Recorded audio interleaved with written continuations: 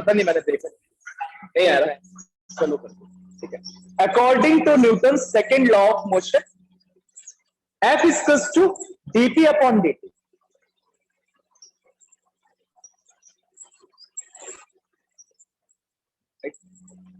If net external force F is equal to 0, why? Because system is isolated. Then dp upon dt ये क्या होगा? 0. किसका differentiation 0 होता है? Constant. Constant. It shows that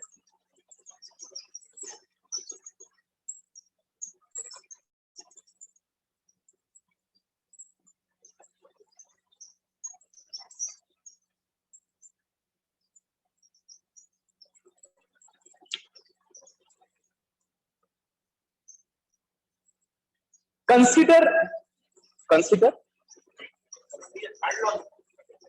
क्या भैया वेट। ओके हाँ, इसके बाद फिर नहीं अभी समझ में आ जाएगा what I am trying to say. यहां तक लिखने के बाद लिखोगे कंसीडर।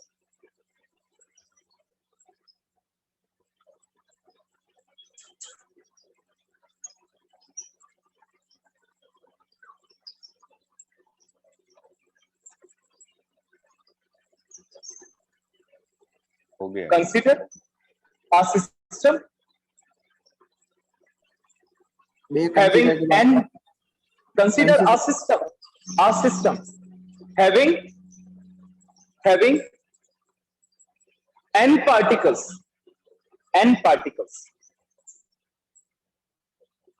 ये full stop, n particles full stop. Let p1 p2 p3 pn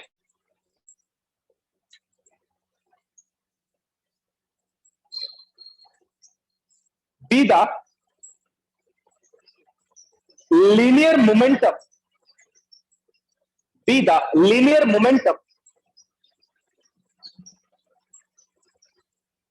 of particles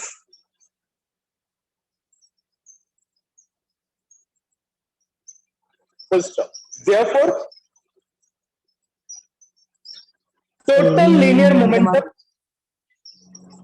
of the particles ये जो particles है ना n जो कंसीडर किए हैं, उन सारे पार्टिकल्स का लीनियर मोमेंटम सबका ये है, एक पार्टिकल। अभी समझा दूंगा, जस्ट जोन पर। Therefore total linear momentum P is equals to P1 plus P2 plus P3 plus dash dash dash dash Pn.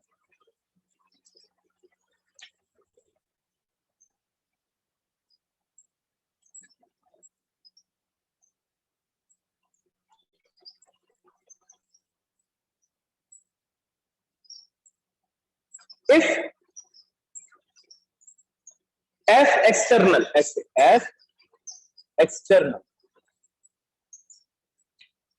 be the force acting,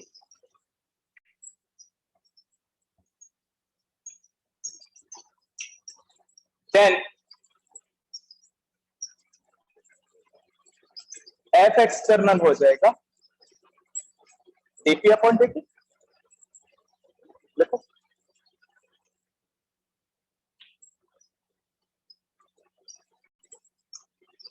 इस इक्वेशन के नीचे लिखना F एक्सटर्नल हो जाएगा d by dt p1 plus p2 dash dash dash pn। इस equation के नीचे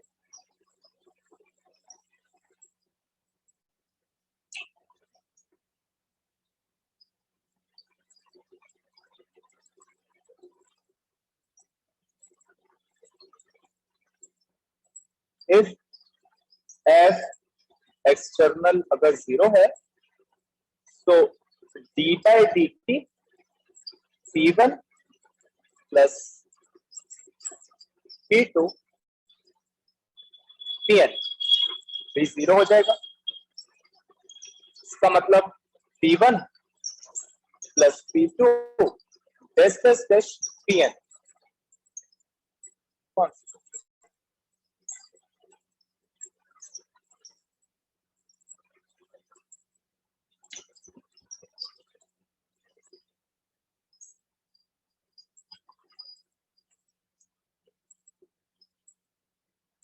देखो, जो पहला प्रूव किया और जो दूसरा प्रूव किया, दोनों में कोई डिफरेंस नहीं है।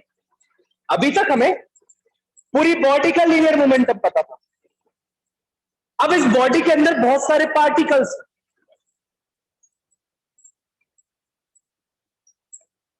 तो हमें इन सारे पार्टिकल्स का अलग अलग वेरिएबल लीनियर मोमेंटम पता है। तो बॉडी का टोटल लीनियर मोमेंटम क्या हो जाएगा? उन पार्टिकल्स का अलजेब्रिक सम उनके मोमेंटम का। तो पहले हमने एज अ बॉडी डील किया, फिर हमने एज अ पार्टिकल्स डील किया, रिजल्ट सेम आया। रिजल्ट सेम आया, वहां पे नेट लीनियर मोमेंटम कितना है? कांस्टेंट आया। यहाँ पे सब पार्टिकल्स के लीनियर मोमेंटम का सम क्या आया? कांस्टेंट आया। कोई चेंज? No change. कोई दिक्कत? नो। आगे बढ़े।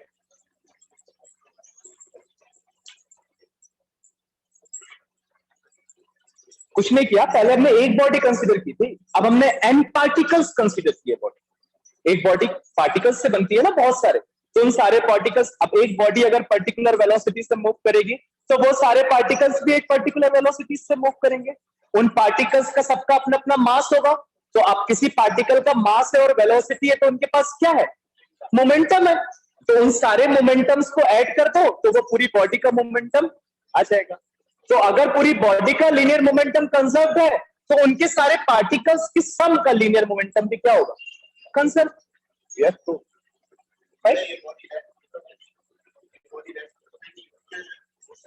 हाँ, तो क्या 0 हो जाता? गन पहले रेस्ट में थी तो लीनियर मोमेंटम 0 था इनिशियल, फिर फाइनल लीनियर मोमेंटम भी हमने 0 किया। कैसे किया? गन को पीछे की तरफ मूव कर।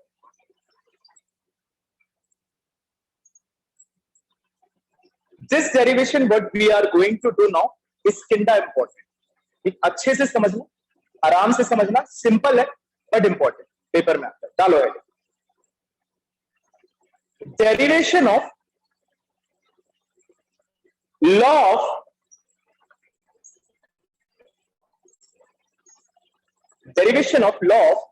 Conservation of linear momentum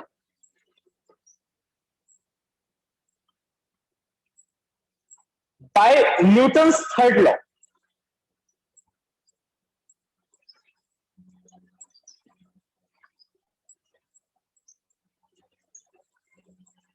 by Newton's third। देख, कल जो एक क्वेश्चन उठा था बाद में वो भी क्लियर हो जाए। देख,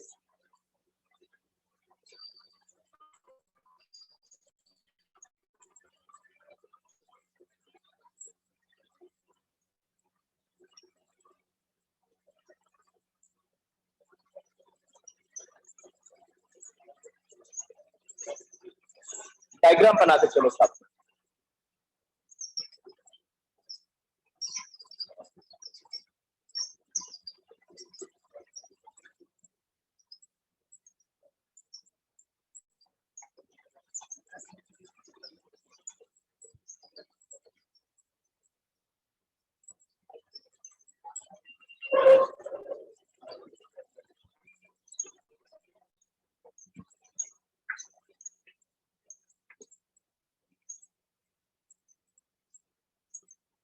थोड़ा दूर दूर बनाना है ना।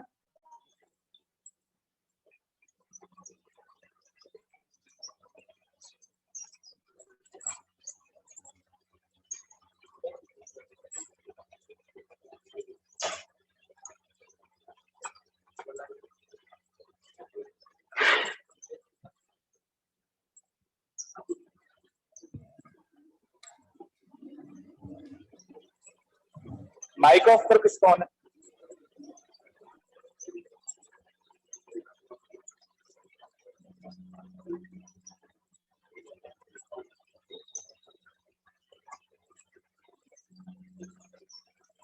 ठीक, बना लो, बना लो। भैया वेट। हाँ वेट वेट।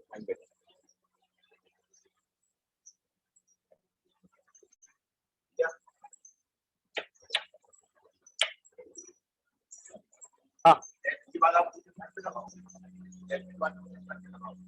नहीं, टेस्ट के बाद तो यही लगाएंगे, 12 आ जाएगी ना।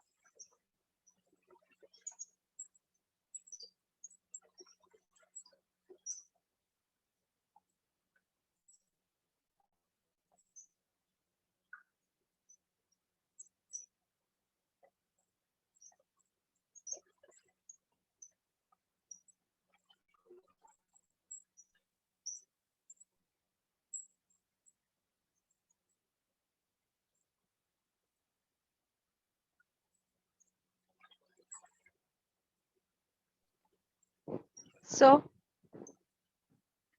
हाँ sir, in the second diagram, sir, F21 opposite direction में होगी ना, दोनों सेम डायरेक्शन में थोड़े ही होंगे। हाँ तो है तो अपोजिट डायरेक्शन में दोनों। F21 का डायरेक्शन ये तो बना और F12 का डायरेक्शन ये बना। ऊपर का एरो चेंज मत कर देना देवी, वो तो वेक्टर बता रहा है। I know it's vector. Then where is the problem, dude? They both are in opposite direction. No answer.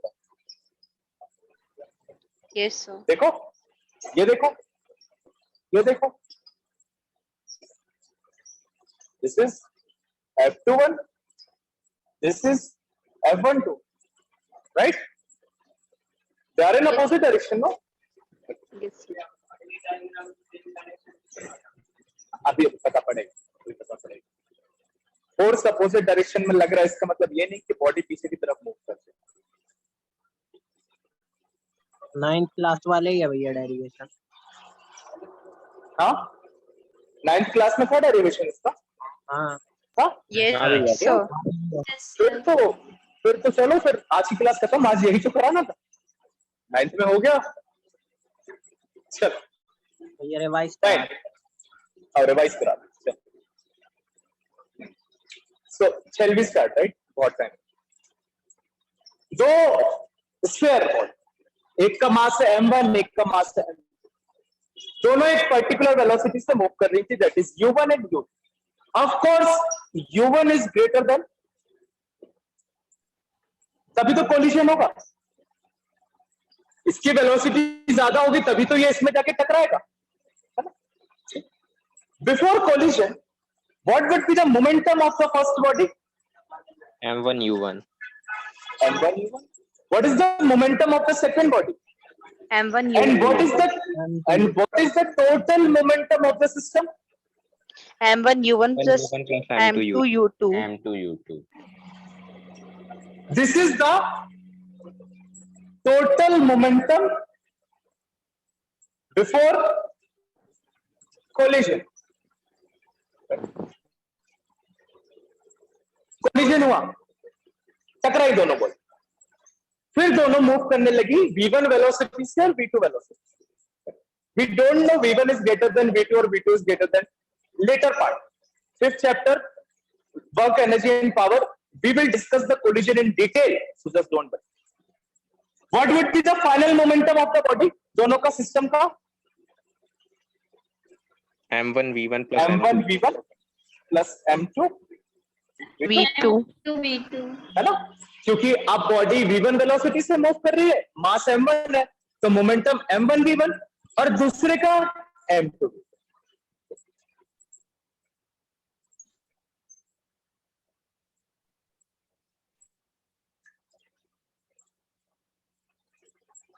ठीक, ओके, हमें इन दोनों को इक्वल प्रूफ करना। That is what the law of conservation of linear momentum, that initial momentum is should be equal to final momentum. We have to prove this equal to this. कैसे करेंगे, that is the point. देखो third change in momentum of first body. पहली body में कितना change आया momentum? पहली body का initial momentum था m1 u1, फाइनल मोमेंटम हो गया m1 v1. What is the change in momentum? m1 v1 minus u1. m1 v1 minus m1 u1. Final momentum. Sir आओ। m कॉमन निकाल. ठीक ठीक, एक मान लिया. सो m1 v1 minus m1 u1, final momentum minus initial momentum of the first body. देखो किसकी बात कर रहा है? First body.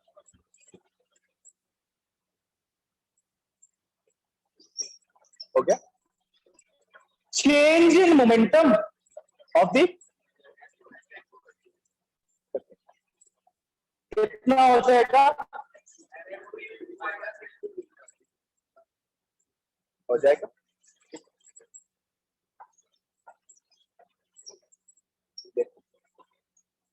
एक बात बताओ, Newton's third law of motion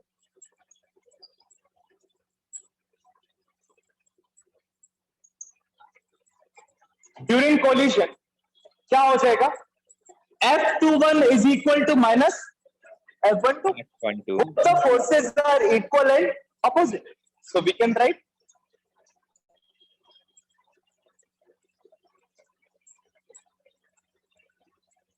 इसको दे दो इक्वेशन नंबर 1. अभी लिखना मत, लिखवाने का तरीका थोड़ा दूसरा है. ये हो गया. यहाँ हमने निकाला है कि जब भी कोलिजन होगा तो एकदम से बहुत सारा फोर्स करेगा वर्क किस पे? पहली बॉडी पे. और एकदम से बहुत सारा फोर्स वर्क करेगा छोटे से टाइम इंटरवल के लिए दूसरी बॉडी पे. और उसको क्या कहते हैं? जब बहुत सारा फोर्स वर्क करता है एक पर्टिकुलर टाइम के लिए एक बॉडी पे, क्या कहते हैं? इम्पल्स. इम्पल्स कहते हैं. That is force into that time interval. तो पहली बॉडी पे मान लो ये है first body. impulse acting on body 1 in time interval del t. कितना हो जाएगा? Force into time interval. Force कितना वर्क कर रहा है इस बॉडी पे और टाइम इंटरवल क्या है?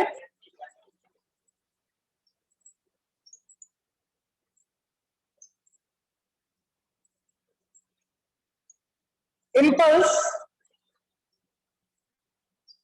acting on body 2 in same time interval कितना हो जाएगा? F21 plus into del t.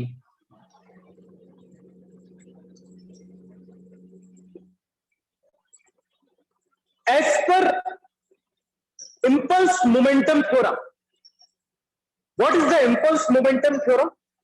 3 दिन पहले पढ़ी. What is the impulse momentum theorem? The change in momentum is equal to the impulse. P2 minus P1 is equal to F del t. आया था कि नहीं आया था? पेजेस पलटाओ और चेक करो. हाँ भैया. Yes sir. Yes sir. करो धीरे धीरे यस कराएंगे. बहुत सारे पेजेस ही नहीं पलट रहे. दिक्कत तो यही है, पता नहीं क्या पढ़ रहे. इंटीग्रेशन करके निकाला था. अरे हम तो बिना इंटीग्रेशन के निकालते. अच्छा हाँ, वो अपन ने इंटीग्रेशन करके निकाला. Change in momentum is equal to the impulse. उसका यूज यहां है. देखो, for body 1 by using impulse momentum theorem. तो जो बॉडी 1 पे इम्पल्स काम कर रहा है वो बॉडी 1 के चेंज इन मोमेंटम के इक्वल हो जाएगा. यस और no? Impulse working on any body is equal to the change in momentum. तो जब इतना impulse वर्क किया body 1 पे तो कितना momentum change हुआ? इतना, right? So we can write F12 into del t is equal to m1 v1 minus m1 u1.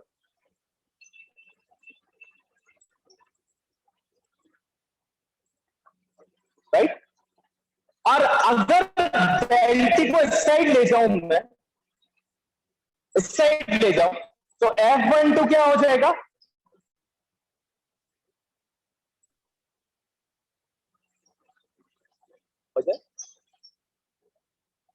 Similarly फिर से रिपीट कर दो। ये वाला स्टेप देखो, मैंने क्या बताया था इंपल्स मोमेंटम थ्योरम में।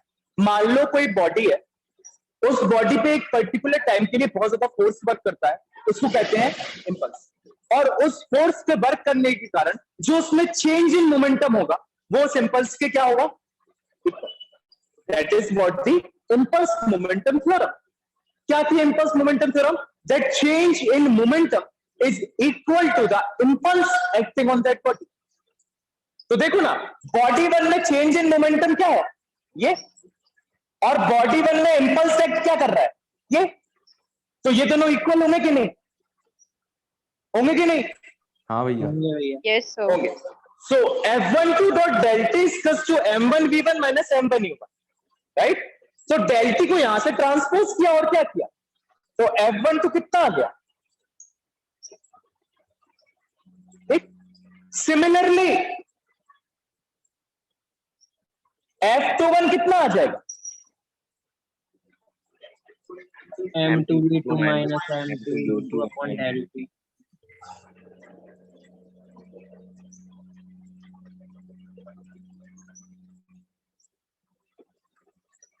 इन दोनों वैल्यूज को उठा के कौन से इक्वेशन में पुट कर दो, you will get the answer.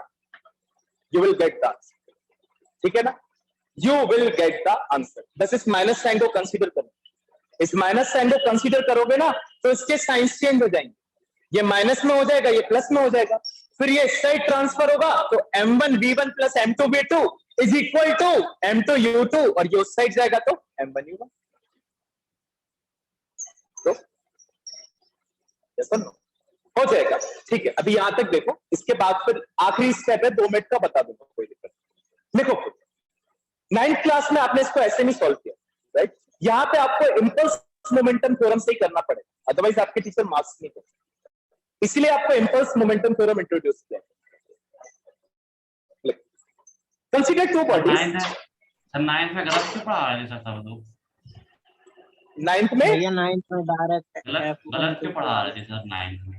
Direct formula लिखवा दिया था, ये f12 equals to minus f2।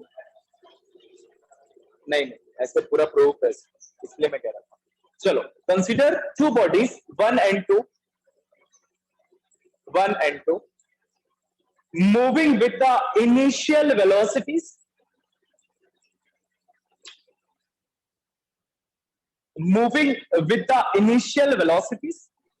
Sir, can you please repeat? क्या है initial velocity? Of course dude, I can repeat. Consider two bodies 1 and 2 moving with the initial velocities. क्या है initial velocities? u1 and u2 having masses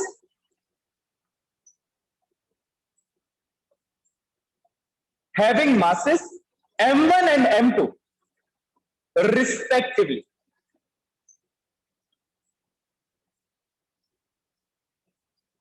Having masses m1 and m2 respectively. Bracket बनाओ उसके नीचे और लिखो m1 is greater than m2 and u1 is greater than u2. Since करके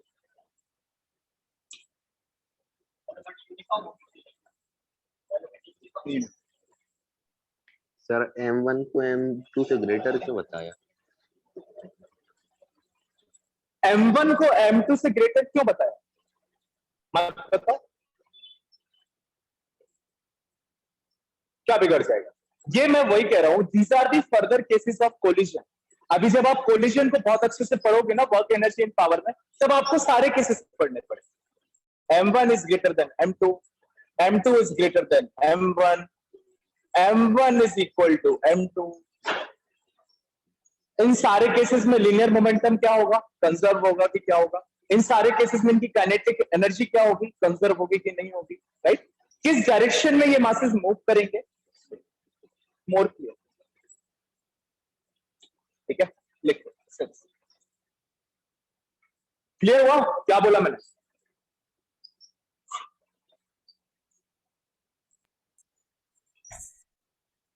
M1 greater than M2, U1 greater than U2।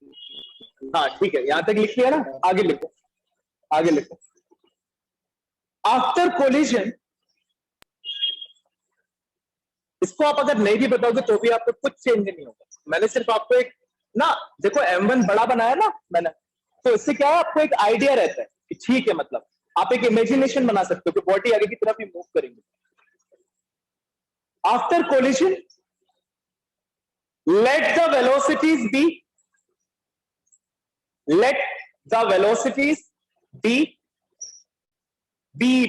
v1 and v2,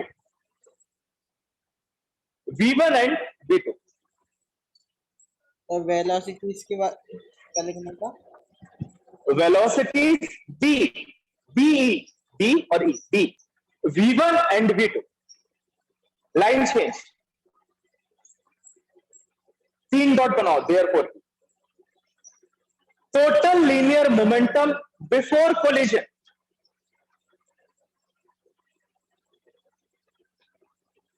before collision, ये लो, line change कर।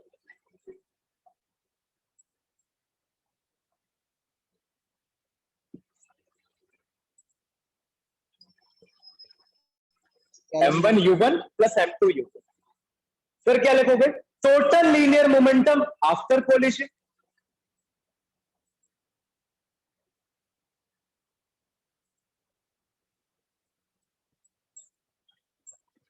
m1 v1 plus m2 v2।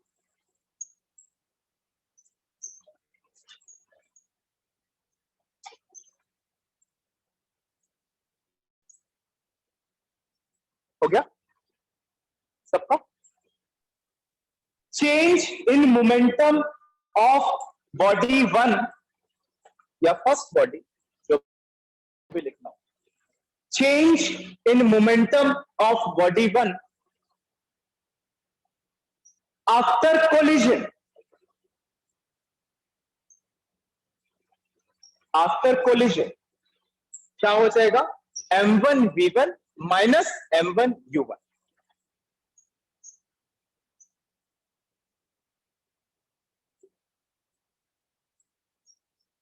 इसको दे दो चाहे तुम equation 1, इसका use देखो, इसको दे दो क्या, इक्वेशन 1, इसको दे दो इक्वेशन।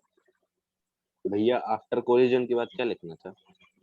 आफ्टर कोलिजन के बाद ये m1 v1 minus m1 u1। जब इक्वेशंस लिखो तो लाइन चेंज कर दिया करो, समझ रहे हो? आपने एक लाइन लिखी, उसके बाद इक्वेशन लिखना, तो लाइन चेंज करके इक्वल टू लगाया और वो इक्वेशन लिख लिया, तो टीचर को अलग दिख जाता है, तो वो बिना पढ़े आपको मार्क्स देके आगे निकल जाता है, समझ रहे हो? सो लाइन चेंज करके इक्वेशन लिखो, उसको तो इक्वेशन नंबर 1। फिर change in momentum of body 2 after collision, same same मतलब जो ऊपर लाइन लिखी वैसे।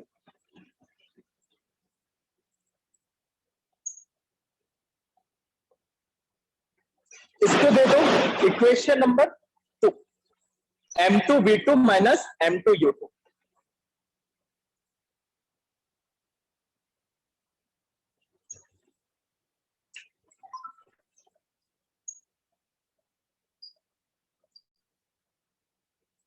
ड्यूरिंग कोलिजन, अच्छे से लिखना ये वाली, during collision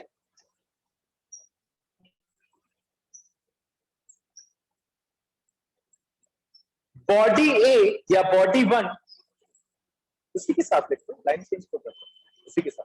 during collision body 1 exerts a force on body 2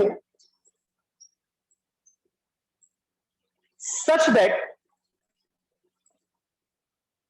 such that line change F21 या अपन ने क्या लिखा है, body 1 will exert the force on body 2. तो F12 देखो F12 is equal to minus F21.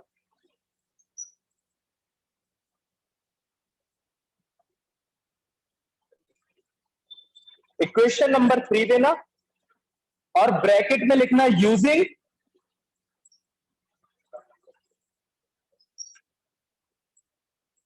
क्या लिखोगे? Third law of motion. Third law of हाँ, third law, Newton's third law.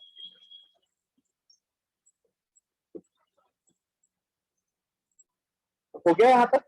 If del t be the time for which collision takes place,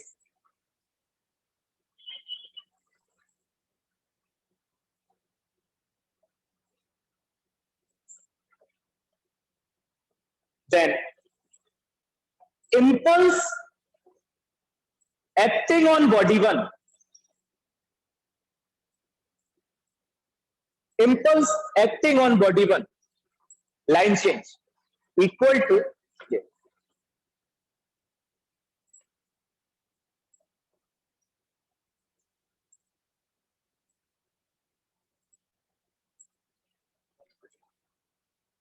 Similarly, impulse acting on body 2, ये।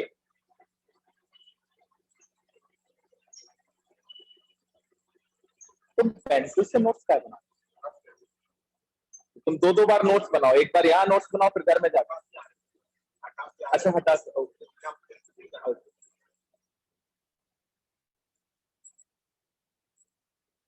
ये ठीक। फिर लिखो by using impulse momentum theorem, इसके बाद line change कर, by using impulse momentum theorem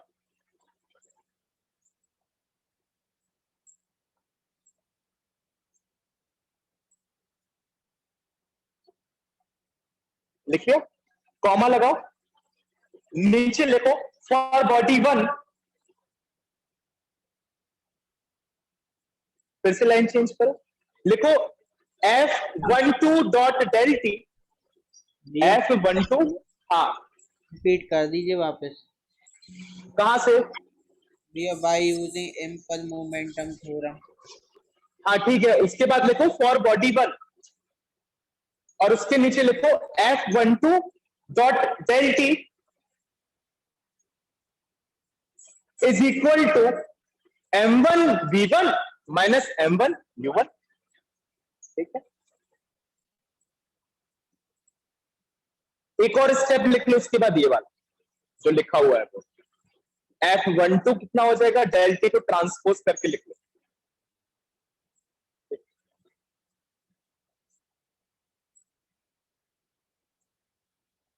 फिर ऐसे ही सेम बॉडी 2 के लिए लिख लो।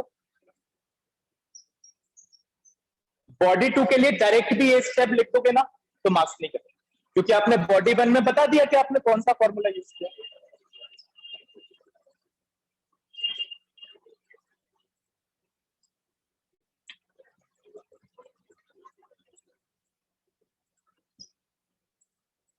ठीक है, putting above values in equation 3,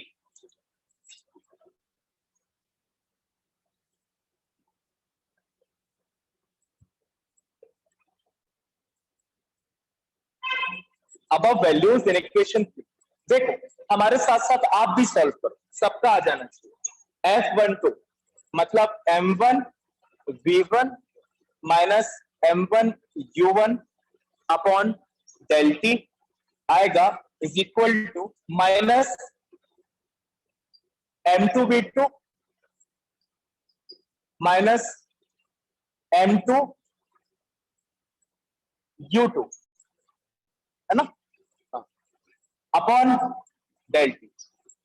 ये तो कैंसिल हो गए, तो क्या बचा, m1 v1 बचा माइनस m1 u1 बचा यहाँ पे माइनस M2V2 और प्लस M2V2, इसको इस साइड ले आओ तो M1V1 प्लस M2V2 और इसको इस साइड ले जाओ तो M1U1 प्लस M2U2। आप उल्टा लिख लेना, इसको इस साइड लिखना और इस वाले टर्म को इस साइड लिखना, समझ रहे? मतलब ऐसे लिखना M1U1 plus M2U2 is equals to M1V1 plus M2V2। Initial linear momentum is equal to final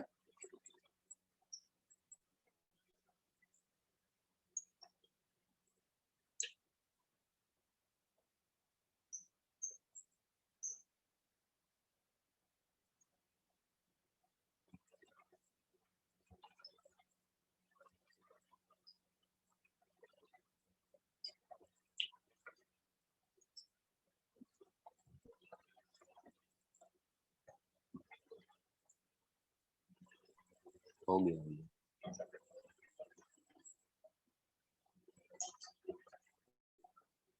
examples, heading नहीं हेडिंग।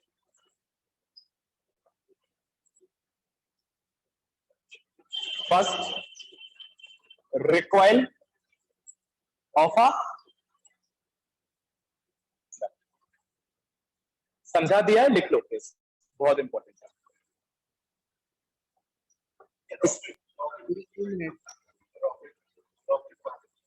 प्रोपल्शन ऑफ रॉकेट भी है, हाँ इसी का एग्जांपल है प्रोपल्शन ऑफ रॉकेट, समझाऊंगा। बट पहले इसका पूरा प्रोपल्शन ऑफ रॉकेट का डेरिवेशन आता था हम लोग के टाइम पे, बहुत इंपॉर्टेंट था और थोड़ा सा डिफिकल्ट भी था क्योंकि मास उसमें बार बार चेंज होता रहता था, क्योंकि फ्यूल कम होता जाता था तो इसका रॉकेट का मास क्या हो जाता था, कम होता जाता था, तो वो रॉकेट और स्पीड से ऊपर जाता था। अब इसको मैथमेटिकली रिप्रेजेंट करना थोड़ा सा डिफिकल्ट है। भैया हाँ ये थर्ड लॉ के सारे एग्जांपल्स आ जाएंगे क्या इसमें? बिल्कुल बिल्कुल, वेरी गुड, उसने सीधी बात, थर्ड लॉ के जितने एग्जांपल्स हैं वो सब इसमें आ जाएंगे। थर्ड लॉ के जितने एग्जांपल्स हैं, propulsion of rocket, movement of boat in the backward direction, ये सारे किसके एग्जांपल? Linear momentum conservation. सीधा सीधा सा तथ्य यही है, सीधा सीधा सा तथ्य यही है, मैं बोलने वाला था ये चीज कि थर्ड लॉ के जितने भी एग्जांपल्स हैं वो सब किसमें आ जाएंगे। फिलहाल ये देखो रिकॉइल ऑफ, यही है एक थोड़ा चेंज जो अपन ने थर्ड लॉ के एग्जांपल में नहीं पढ़ा, तो ये यहाँ पे पढ़ना जरूरी, बाकी ऑल एग्जांपल्स आर सेम। लिख, before firing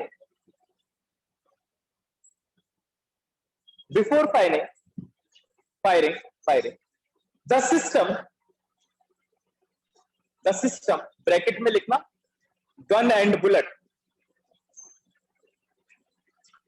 bracket close, is at rest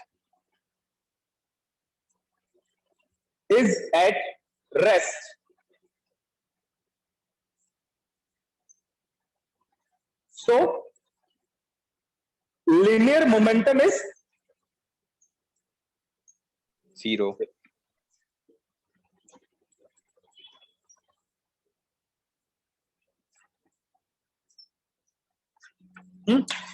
good, आगे after is 0 after firing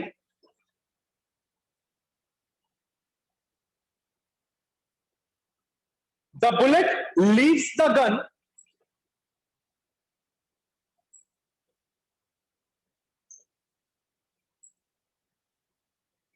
and moving with velocity. After firing the bullet leaves the gun, gun को छोड़ती है, leaves, L-E-A-V-E-S, and moving with velocity small v,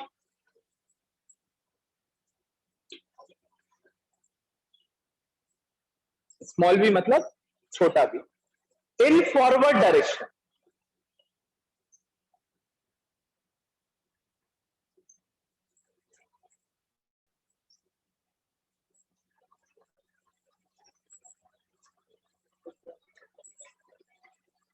it has linear momentum.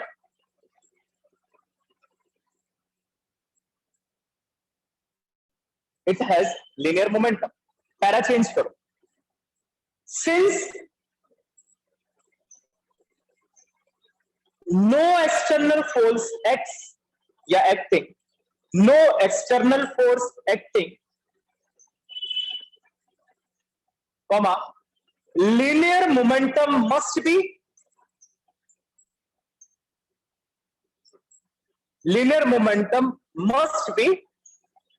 zero. System का linear momentum क्या होना चाहिए? Zero होना चाहिए, but ऐसा नहीं है. कर दीजिए सर एक बार. Since no external force is acting, comma, linear momentum of the system must be zero.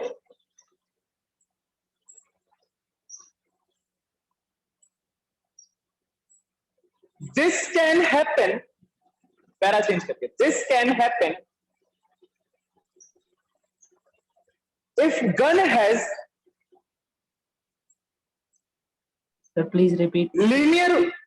This can happen if gun has linear momentum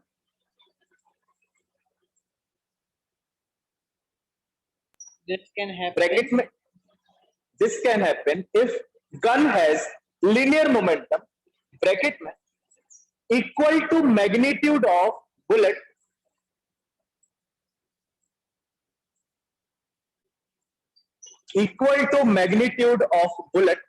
bracket close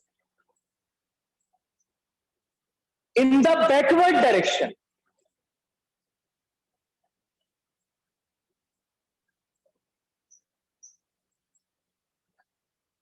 In the backward direction, full stop. फिर से para change. Therefore, the gun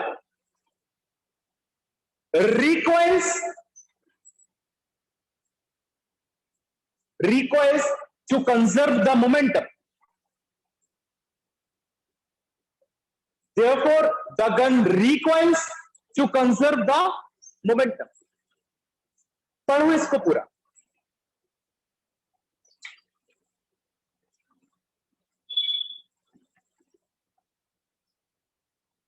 किसी भी sentence में कोई दिक्कत हो तो पूछ.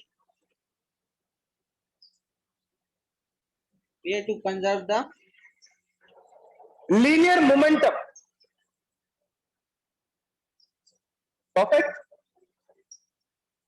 Perfect body with a perfect smile.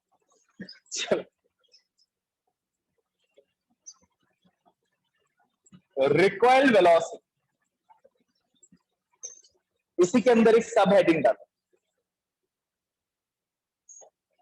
recoil velocity, right?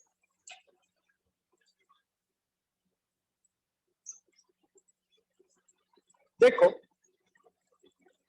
अगर मैं कहूं कि बुलेट का मास था m, किस वेलोसिटी से भागी? स्मॉल v, तो आगे के डायरेक्शन में मोमेंटम क्या होगा? m.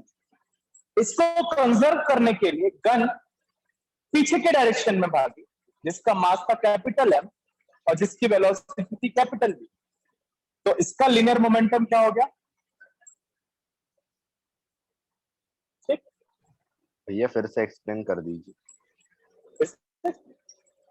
वही चीज जो अभी मैंने बताई कि बुलेट का मास था स्मॉल m और ये कितनी वेलोसिटी से आगे के डायरेक्शन में भागी? Small v. तो इसका मोमेंटम क्या हो गया बुलेट का? mv. गन का मास था कैपिटल M और गन कितने वेलोसिटी से पीछे हुई? Capital V. तो गन का मोमेंटम क्या हो गया? कैपिटल M और capital V. But the linear momentum is conserved. तो इन दोनों का सम क्या होना चाहिए? Zero. Zero. mv plus mv is equals to 0. So mv क्या हो जाएगा? Minus mv. तो v क्या हो जाएगा? Minus mv upon m.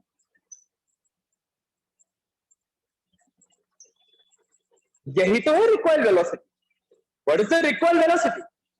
The velocity with which the gun reverses is the recoil velocity. Gun जिस वेलोसिटी से रिकॉइल हुई पीछे के डायरेक्शन, वही वेलोसिटी क्या है? Recoil velocity. And what is the negative sign is showing here? Backward direction. Opposite direction. Opposite direction. Backward direction, or you can say opposite direction, right? So V is equals to minus mv upon, this is the expression for recoil velocity. लिख लो कि ये वाला diagram बना लो, ये वाला छोटा सा. इसका प्रूफ तो मुश्किल है, बट क्वेश्चंस आते हैं. क्वेश्चन अभी मैं कराता हूँ इसी के बाद.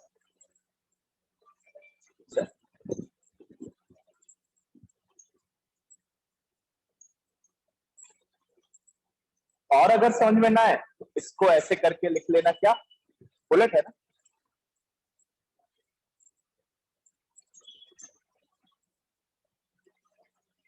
इसको लिख लेना. क्या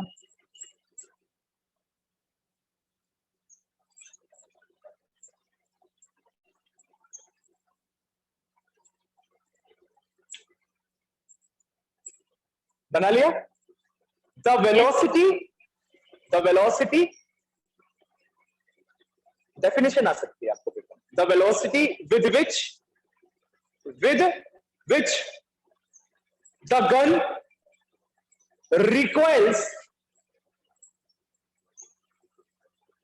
रिकॉइल्स और ब्रैकेट में लिखना मूव्स बैकवर्ड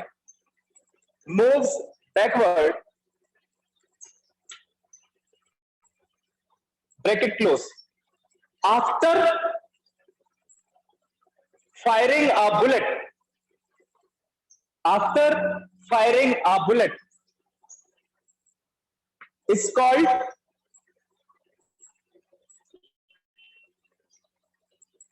recoil velocity.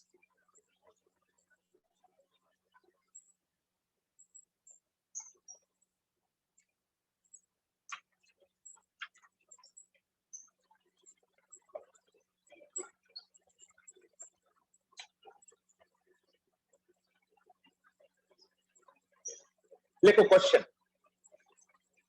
अरे सॉरी, ये तो लिख लो.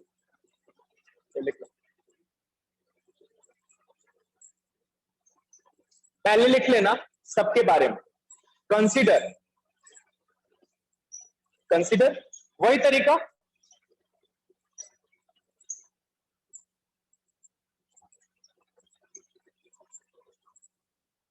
शॉर्ट में हो गया कंसीडरेशन. आप लिख सकते हो, कोई दिक्कत नहीं.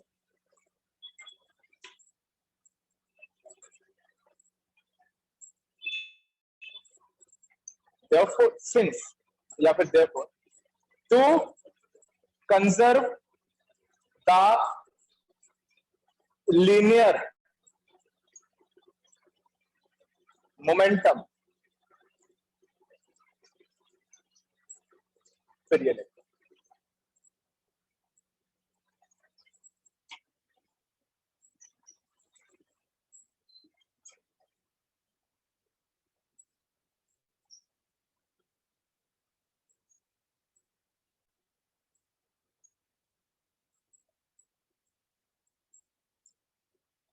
Question. A bullet of mass 100 gram. A bullet. अच्छा रुक जाओ.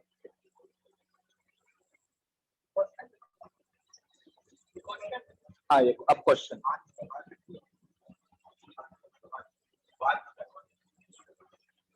क्वेश्चन तो आगे कर लो बेटा, कॉन्सेप्ट क्लियर हो जाता है. बात सही है. हाँ यहां तक लिख लिया ना, तो लिखोगे क्या?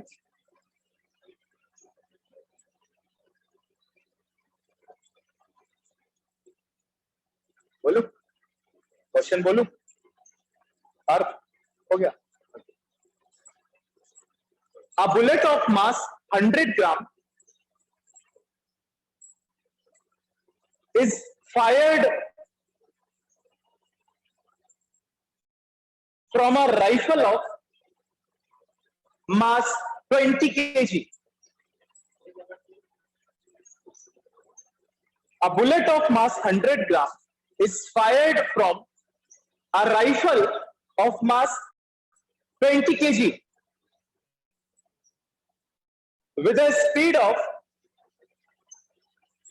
50 meter per second. A full stop.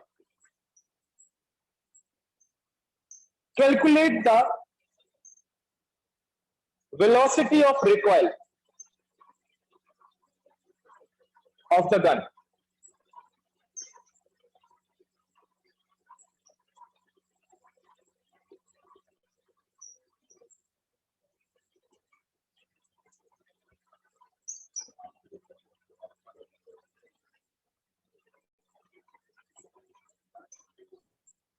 minus 0.5 meter per second. -0.5 गलत है.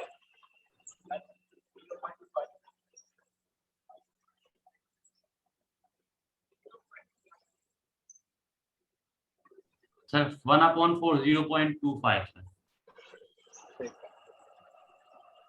सर -0.25 मीटर पर सेकंड.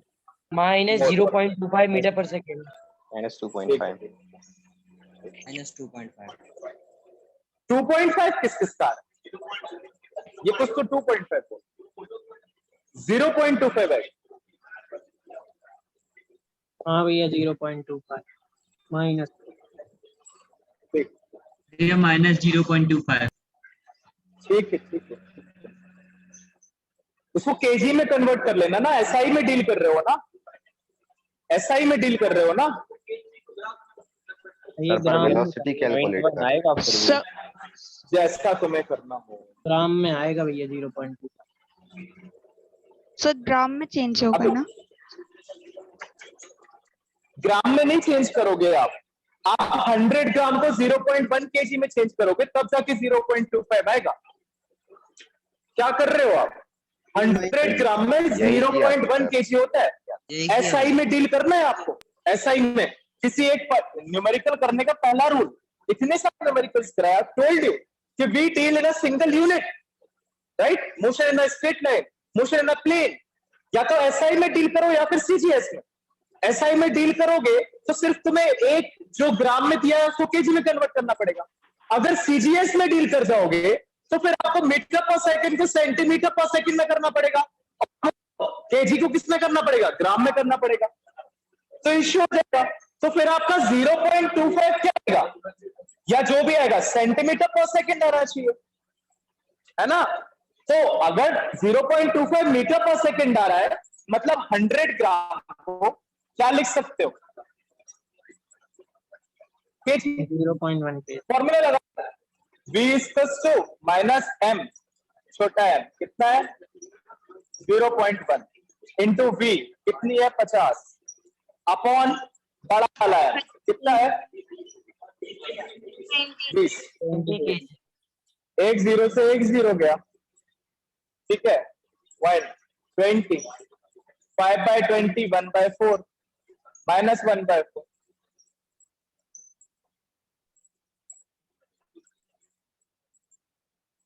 मैं बिल्कुल नहीं कह रहा कि आप एसआई में ही निकालो, लेकिन आप किसी एक यूनिट में डील करो ना. अगर आप ग्राम में कन्वर्ट करोगे तो फिर आपका सेंटीमीटर पर सेकंड में आना चाहिए ना. सिस्टम ऑफ यूनिट तो आई थिंक सबने पढ़ लिया है. नए बच्चों ने भी पढ़ लिया. System of unit. डेंटिस्ट क्या थे तुम? This is the question. ठीक है. और भी एग्जांपल्स हैं जो आपके इसी के हैं, इसके law of conservation of linear momentum के. तो उनको एक बार शॉर्ट लाइन में लिख लो. एक्सप्लेनेशन सबका सेम होगा जो रिकॉइल ऑफ गन का है. ठीक है. लिख लो प्रोपल्शन ऑफ रॉकेट. एग्जांपल्स में और लिख लो. Example number 2 rocket propulsion PROPUL SIOM.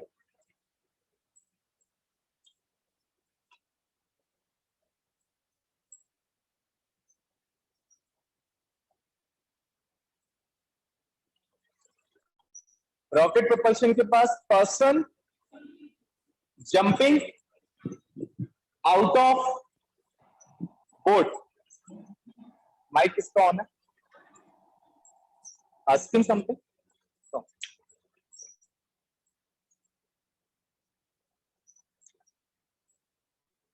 Last topic of this part of the chapter is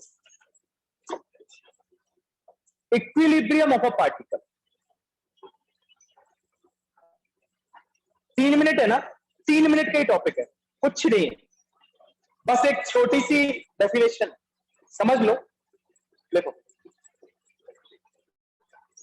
equilibrium of a particle, bracket में लिखना कंकरेंट फोर्सेस,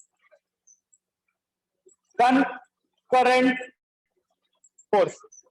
इसको मैं सेकंड वाले पार्ट में भी पढ़ा सकता था, ये दोनों में आता है, इसी में पढ़ लो. Concurrent forces, equilibrium of a particle. भैया उसकी स्पेलिंग बता दी. लिखी हुई है सामने.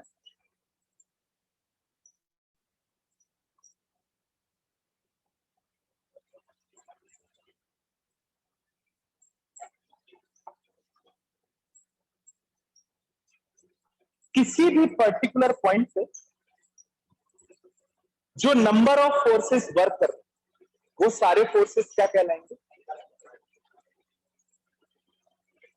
एक पर्टिकुलर पॉइंट है, मान लो इस पे एक फोर्स वर्क कर रहा है यहां, एक फोर्स वर्क कर रहा है यहां, और एक फोर्स वर्क कर रहा है. This force is, this force is, this force is, right.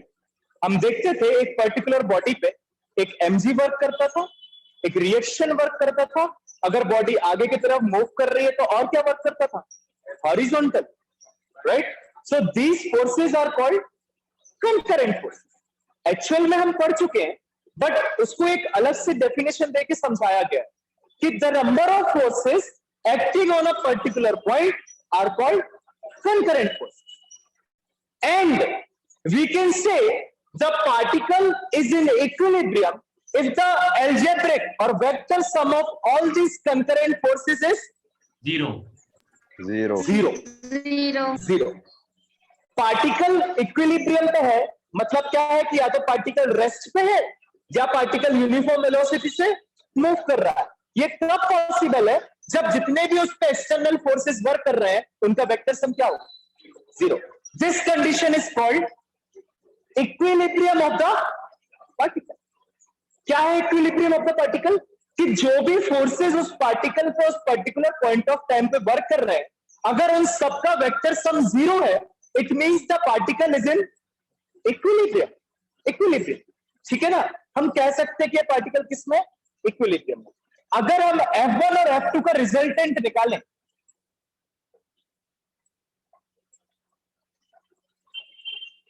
क्या हो जाएगा? ये vector F1 plus F2. If ये और ये इन दोनों का मैग्नीट्यूड सेम है और डायरेक्शंस तो ऑलरेडी क्या दिख रहा है? अपोजिट दिख रहा है, ठीक है ना. इसका मतलब क्या हो जाएगा? F1 plus F2 vector is equal to minus हो जाएगा. इन दोनों का मैग्नीट्यूड ये निकाल लिया, that is F1 plus F2. हमने कंसीडर किया कि इसका मैग्नीट्यूड और इसका मैग्नीट्यूड क्या है? सेम है, और ये इक्वल और अपोजिट फोर्सेस है. So we can write either using Newton's third law of motion or using the vectors. आप कुछ भी यूज करो, आप लिख सकते हो ना. F1 plus F2 is equal to minus F3. मतलब क्या है? F1 plus F2 plus F3 is equal to 0. It means forces F1, F2 and F3 are concurrent and the particle is in the equilibrium. समझ में आया?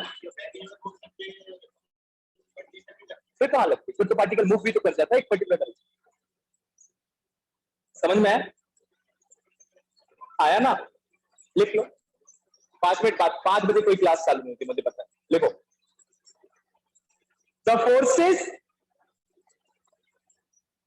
Acting simultaneously the forces acting simultaneously at a point or a particle at a point or particle are known as concurrent forces. Concurrent forces. A full stop. Line change. A particle is said to be in equilibrium. A particle is said, SAID, said to be in equilibrium if the vector sum of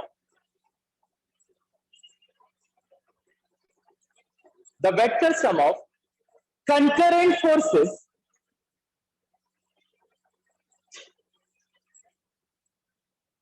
acting on a particle ये repeat कर दीजिए equilibrium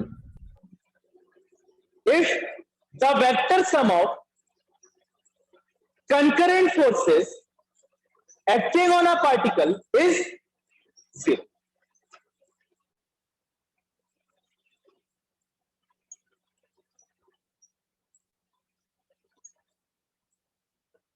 Make this figure side में, इतना सा बनाने के लिए scale का यूज कर रहा हूं, मैंने बोर्ड पे बना दिया। फिर कहते हैं सर नोट्स बनाने में टाइम, वो पेंसिल छील रहा है। यार तुम लोग बताओ, इसको पैरेललोग्राम बना लेना ऊपर और ये रिजल्टेंट बना लेना।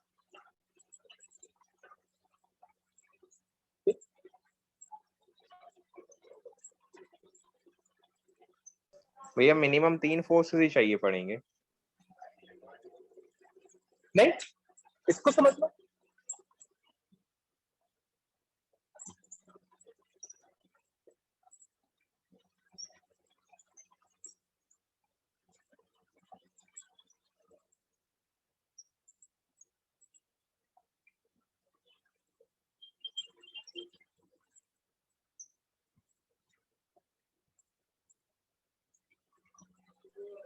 ओके भैया।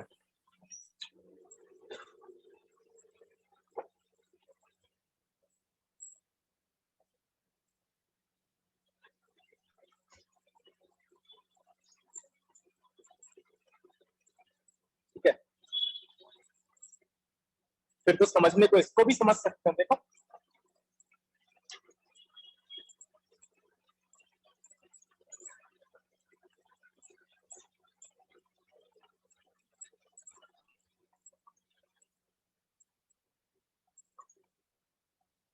लॉ ऑफ पॉलीगॉन याद करो कि सारे वेक्टर्स का सम उसकी लास्ट साइड की इक्वल होता है बट अपोजिट डायरेक्शन। अगर मैं इसको सेम डायरेक्शन में ही ले लूं तो ये अपोजिट साइड माइनस में आ जाएगा। आ जाएगा। मान लो ये वेक्टर ए है, ये बी है, ये सी है, ये डी है, ये ई है और ये है रिजल्टेंट। ठीक, अगर मैं रिजल्टेंट को ऐसा ना बना के ऐसे ही बना दूं तो वेक्टर ए वेक्टर बी, नए बच्चे घबराए ना बिल्कुल, vector D vector E is equals to vector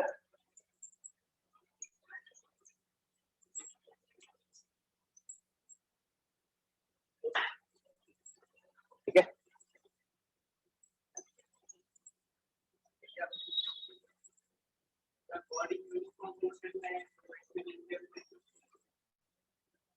body का अभी बता, ठीक है। जिनकी क्लासेस है दे कैन गो, राइट। पुराने भी घबरा रहे हैं। पुराने क्यों घबरा रहे हैं? वेक्टर पेपर में आना है, रिवाइज नहीं किया क्या? हाँ, It is in progress. It's a very huge chapter. it is a very clear है भाई। yeah, because it is consisting of a lot more concepts, right? Sir हमने उसको जितने थोड़ा आगे के complete- दोनों या तीनों चैप्टर्स होंगे उतना तो वो एक है। हाँ वो थोड़ा सा बड़ा है। टाइम टू लाइट सेकंड और थर्ड बस पागल हो गया। थर्ड नहीं, सेकंड थर्ड फोर्थ भैया तीनों। Project sir first second third Yes, sir.